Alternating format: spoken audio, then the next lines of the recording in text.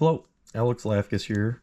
I'm going to tie one of the bigger streamers I like to fish today. And the first step is 10mm shank. This is just for the wiggle tail. I actually have two flies that I tie this way, and I keep the back halves the same on both. One is the Brush Head Deceiver, and the other is the Fish Skull Deceiver, which, I don't know, it's good. It's a really easy back half that gets me what I need, which is a little bit of length, a little bit of action, and they're really easy to bust out the back ends of them. So we call it a guide fly. Super simple, very effective, and I'm getting both done. So we're just adding a little bit of, you know, Chinese strung, whatever. This is whiting rooster saddle that's off the back, and then I have another feather off a whiting rooster saddle. I'm just going to wrap at the front of the shank, give a little bump of color. Now, I'm using more schlappen and Chinese strung stuff now because the prices on these have gotten a little bit ridiculous. I remember years ago I ordered about 4 in every color I wanted, and I think I was charged $9 each. So as popularity has increased, prices increased, and now I'm just getting cheap and doing what I can with whatever schlappen and stuff I have laying around. But I am getting a little low on some of that stuff right now, so we're just going to try to burn out the rest of these feathers.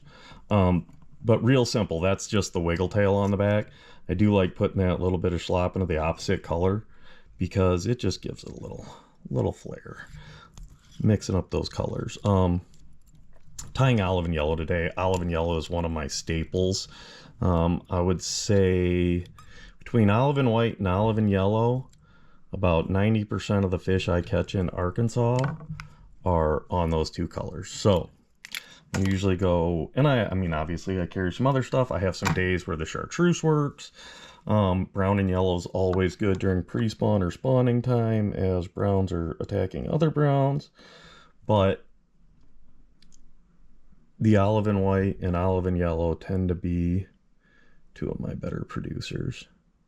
I always have black, run black a lot in low light, straight olive, I have days on that.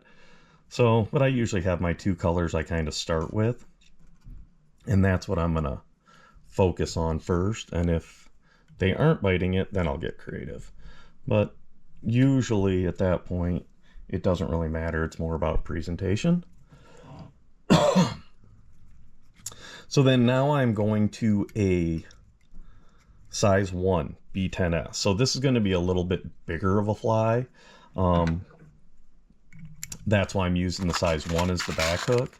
You know, a lot of times I'll do a 1 and a 2 if I'm trying to keep my fly a little bit smaller. But frankly, the majority of the length you get out of these flies is just from the length of your tails. I try to keep a lot of them in the 6, 7, maybe up to 8-inch range. You have a few years that I feel like they're really biting the 9 and 10 better, but that tends to be excessive high water, giant rivers if you're fishing those, any of the southern tailwaters, some of the western rivers, like if I was fishing the Blackfoot on a normal year, or parts of the lower Yellowstone, like I would not be afraid to go giant. But a lot of what I'm doing, it seems like the 6 to 8 is really the deal. When you go down to, it seems like you kind of reach a point of diminishing returns when you start getting up into the 9, 10-inch range, where you're not moving that many more big fish to justify having the bigger fly out there. So we're doing our simple little mono connection, which you've seen a lot. Not a big deal. We're just going to kind of get that mono in. You don't have to really worry about how well that's in there. This fly will end up in the tree before anything else happens. And you have no hook back there, so there's really no concern on it. I'm going to put in a little Palmer chenille. This happens to be tan. You know, you can mix it up. I use a lot of the pearl for this. And this is the extent of the flash I'm going to use on this fly. That when you're tying the shank, you know, if you want to have some flash out the back, that's fine. I typically don't. I think I've seen enough stuff chasing big fish that, especially in Arkansas, and some of that gin clear water where it's highly pressured, that I think I do better with less flash than more flash. I actually had a fish I was guiding a couple of years ago. Michael Saladin had some clients in the boat, and I had a couple other clients in the boat, and we were making this one pass we'd made a couple of times, caught some fish, and I told Michael, you know, hey, those fish are out there. You know, prior to this, my client says, hey, I'm going to try this gray and white thing. I'm like, oof, I don't know, man. Got a lot of flash on it. He's like, I want to try it. I'm like, all right, whatever, go for it. So he runs his olive or his white and gray thing through there, and we get some smaller fish, blah, blah, blah. And Michael comes behind us after, I think we'd made 3 passes through that run, and his client, Mr. Dan, puts a big gray and white on with 0 flash and got a giant fish behind him. I think it was a 27-inch male. Sweet looking fish. Just awesome. Now, was it just the fly? I don't know. But it was a good point that I could tell my client, hey, did you hear what he said? Do you hear that, you know, he said it was a big gray and white one with very little flash? And of course, my client, who's a good friend of mine, was like, yeah, I heard that. So I found a little humor in that. I'm not sure how humored he was with the fact, but of course, my client had been coming down there for a lot of years, and it was Dan's first day on the white, and sometimes that happens. So now I'm taking 2 pieces of feather here to finish off this head. Real simple. Just tying it in. Tips first, because you want that bigger bulk closer to the eye of the hook. Once again, yellow schlop and whatever. These are some rooster saddle feathers. So we're going to just kind of, you know, I always kind of pick at them to make sure I'm not wrapping them down while I'm wrapping them in. And I'm giving myself quite a bit of the hook shank. I probably left, you know, a quarter of the hook shank to do this. I used to tie these with bucktail up here. You know, I didn't really notice much. I didn't really notice any advantages to using the bucktail on it.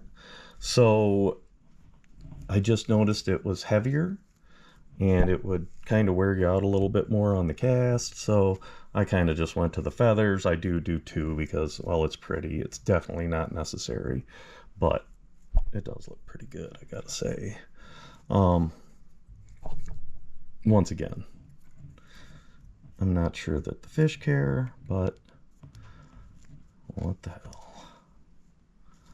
Now we're just going to get that stuff in. And then I am going to wrap the thread back a little bit over that, and that'll kind of help. Seems to me it kind of helps it from breaking and popping. So I usually give myself a little bit more room at the eye, but whatever, we'll just kind of finish it off. And I'm just using 6/0 thread on these, on the rear parts of these flies, because it's nice to have the smaller diameter thread just on this, and it's not like you're really pushing any heavy or thick materials in there that require thicker thread. As we switch to the bucktail on the front hook, that's where I will switch to, you know, the Flymaster Plus 210.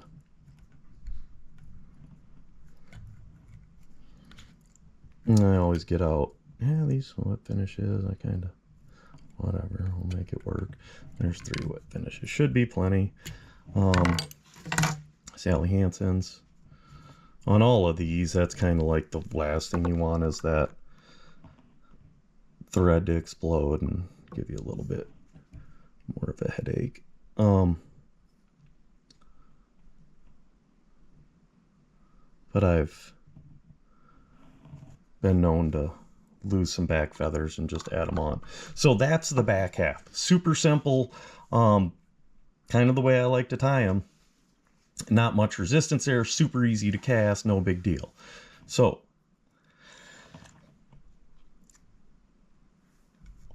the other thing you can do is, you know, you can tie these back halves up and have them stashed and then kind of finish off the fly as needed depending on your situation. Like if you're going to some river that you haven't been to, you can always decide, well, I need a unweighted or I need a weighted, whatever. Gives you a couple options. So now we go to the front hook. I've been using the Gamakatsu round bend worm hook in a 2/0. I like the 2/0s for my trout stuff. When I do the bass stuff, I will go bigger. I'll do 3s and 4s or whatever. Seems like with the trout stuff, this 2/0's a pretty good size. Do you need this hook? No. I started fishing these when there weren't really what I'd consider good streamer hooks out there. A lot of heavy gauge stuff. I do not like heavy gauge for this. For bass, it's fine. For pike and muskies, it's fine. For trout, they nip. It's a different bite. It's a totally different program. So you do need to do a lighter wire hooks in the front. Now they're making the Ahrex Predator, or no, Aberdeen. I think it's the Aberdeen Predator or the Ahrex Aberdeen. Yeah, I think it's an Aberdeen Predator, something like that. So that's probably one of them. The Predator X, I think it's the Predator X Partridge. That's been fine too. Sometimes, I don't know if this has changed, but I got some of those bags of Partridge and I had to, you know, sharpen them up, which obviously isn't too much effort. So, but these gummies are good. The hook will eventually get weak and wear out, but I mean, that takes some fish to get to that point. And I've had clients, like this brush head that I'm tying now I've had clients where they, you know, you can, geez, they have caught, you know, 15 to 20 fish on one fly in a week down in Arkansas, you know, and I've had guys where they just didn't even take one fly off the whole week. So that's nice. Some of the double deceivers don't quite last as long. One thing I will say, if you're using like wire for your connections, they won't last as long either, because that wire has a tendency to get kinked and all the action gets thrown off. You know, you catch one fish on a back hook and that's all messed up. So as I'm adding this one with the back hook, I do fold over that mono. I'm not sure it's necessary, but in my head, I feel more confident about it. I have switched to that heavier wire or heavier thread as well, so I can kind of reef on this and make sure it's locked in. There we go. Boom, boom, boom. So we are, I'd like to say half done, but no, because reverse tying bucktail does take a little bit longer. So now if you had like this is that small body material. If you had medium, you could do medium in here too, because I just try to keep it, you know, you're tapering up, and in addition, when you put the bucktail over it, it's not as big of a deal. You're covering more of it, masking more of it than you will with just the hackle in the back. But on this, you know, you just burn this up. You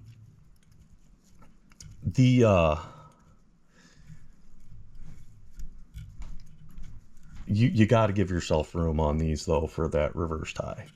So I'm going to give you about 1/3 of the hook shank left to do the reverse tie on the bucktail. It takes up some room on the hook shank, and you got to have, you know, you want to be able to taper that back, so when you wrap that brush in, it works better. The brush then can be one length up and down it, and it will still give you somewhat of a little taper on the head. Just get up about here. That should be plenty. But I will say with these hooks, you know, a lot of guys were using those heavier gauge B10s. Some of my buddies were, and you know, I asked them because I wasn't sure. But I was like, dude, start running these hooks. And they did, and I asked them, I'm like, are you catching more fish? And they told me they were. So there was something to it. It wasn't just mental for me, which was kind of it's good to know, because sometimes I wonder if what I'm seeing is what I'm seeing. So on this, now I'm getting my bucktail ready, and I'm using a darker color, but tendency to do that a lot. You know, I don't know why. That's just what I do. I guess you could, hell, mix it all up. Maybe you'll catch them all if you do it the other way around. I might not ever find out. I always kind of stack this bucktail by hand too, and see how the tips aren't always even. So I just kind of do it by hand. I've used stackers and stuff, but then it kind of gives you that artificial super even, and I'm not sure I like that either. So I just kind of do it by hand, get it about right. A little bit of play in it's fine, a little bit of not perfect is fine, but then you end up with your buck hair kind of like that, good enough. When you're measuring it up, I always kind of start from the eye and measure up where the tips are going to hit the hackle tips in the back. If this would stay straight,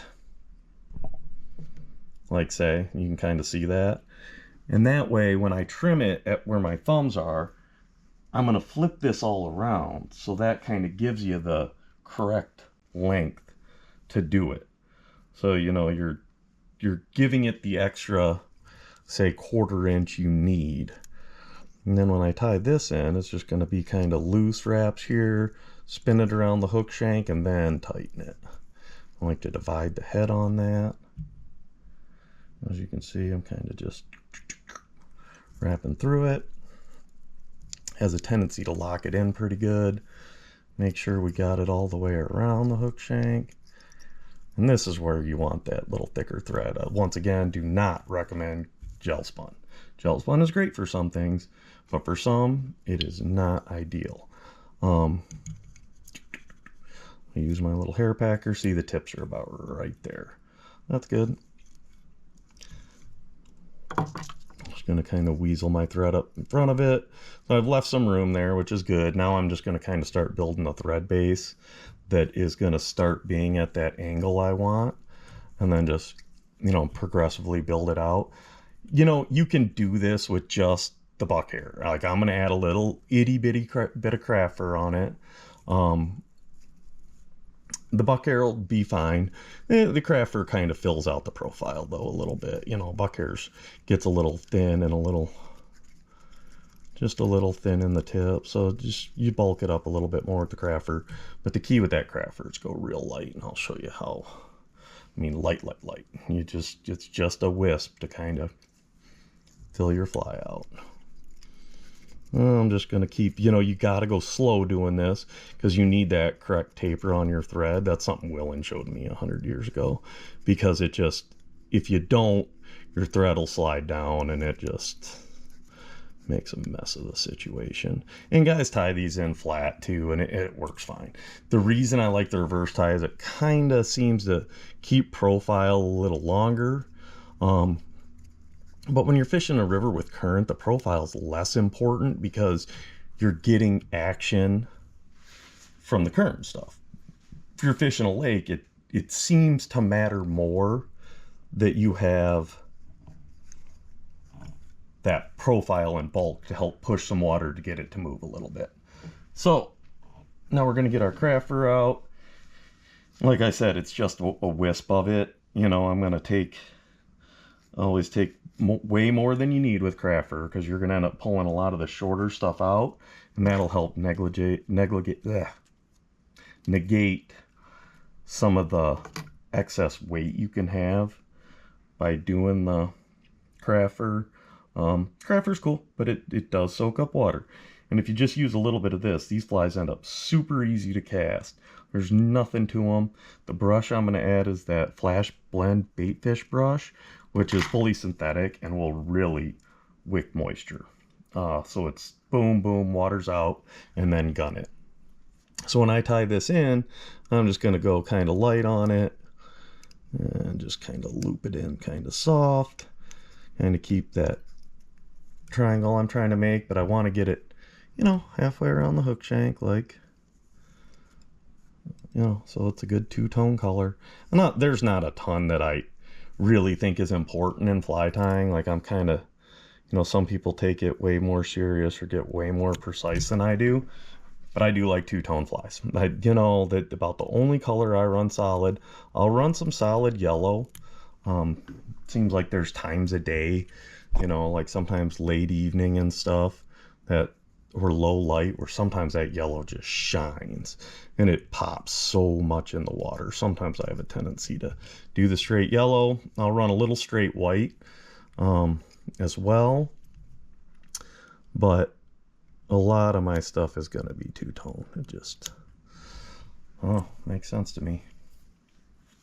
Then we'll just do a little bit of olive craft fur. This is the medium olive craft fur. And I'll make sure to leave a kind of a rough recipe in the description, so you'll know what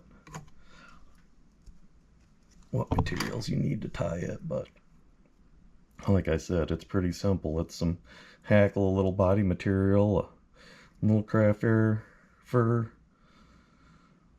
little Bucktail craft fur body material, feathers, and the brush. And the brush does make a lot of it. You know, that's Andres Anderson used to give me hell for it, because he's like, oh, he'd spin those deer hair heads that were just beautiful. And then he'd throw that brush on there and he'd see how that swam, and he's like, oh God. And he knew it was the lazy man's way. But whatever, I don't care about that, man. I'm out there fishing more than I am tying. I know why the guys who tie a lot like it. It's pretty, it's harder to do, da da da da da. But you can get a lot out of these brushes. So again, just kind of get my little pyramid going. Now here's where you could add a little gill or something on the side. You know, if you want to put a little hint of orange on the side or whatever, you can add just some little feathers. But I'll do it on occasion, but it's pretty rare. I don't really care that much. I had about 8 million gallons of coffee this morning, so we're shaking a little bit. Whatever. Used to be from the alcohol. It's not anymore.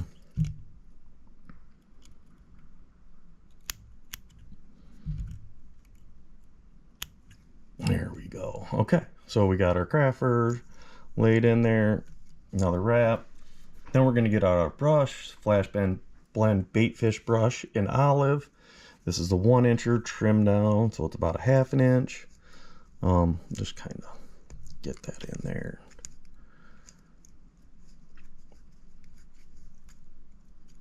There we go.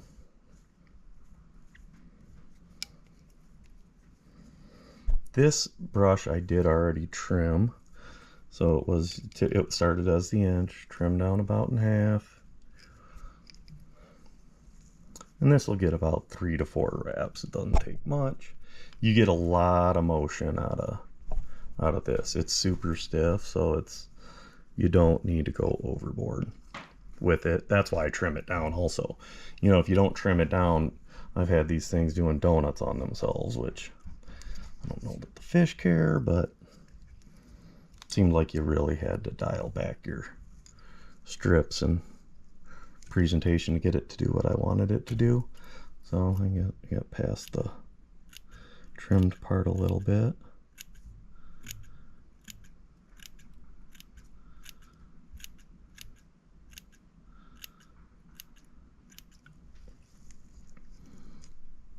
And there we go. But there's not a ton of product, and that is nice for casting. Like, you'd start doing them big deer hair heads and stuff, and they get very wind resistant. This little bit of material will not be wind resistant. It's going to be a fly you can fish all day and never wear out.